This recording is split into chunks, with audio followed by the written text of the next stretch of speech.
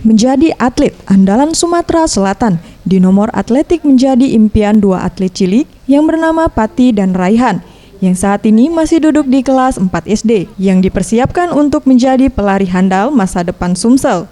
Dengan berbekal bakat dan minat di cabur atletik membawa dua atlet cilik ini untuk mengikuti program jangka panjang PASI Sumsel. Menurut Pati, menjadi seorang atlet adalah impiannya. Dan hal ini harus diwujudkan dengan kerja keras dan latihan yang rutin agar dapat mewujudkannya. Saat ini, untuk membagi waktu latihan dan sekolah, menurutnya tidak sulit, karena jadwal latihan di sore hari. Untuk menjadi atlet, kenapa alasannya? Untuk membanggakan orang tua. Orang tua. Memang hobi lari. Udah berapa lama latihan? 4 bulan ya. Capek nggak rasanya? Capek ya.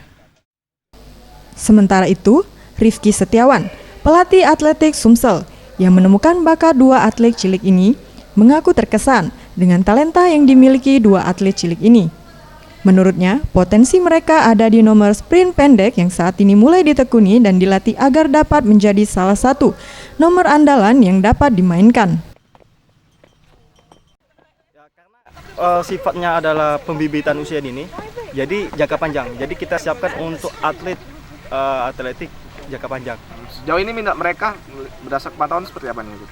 Untuk pantauan saat ini, saya melihat perkembangan motorik dan perkembangan gerak anak tersebut meningkat. Jadi mohon doanya agar anak tersebut menjadi suatu saat nanti menjadi andalan kita. Dalam waktu dekat, pihaknya akan mencoba kemampuan dua atlet cilik ini dalam kejuaraan atlet kids sebagai pengalaman dan mengasah mental kemampuan selama latihan. Tim Liputan Sriwijaya TV.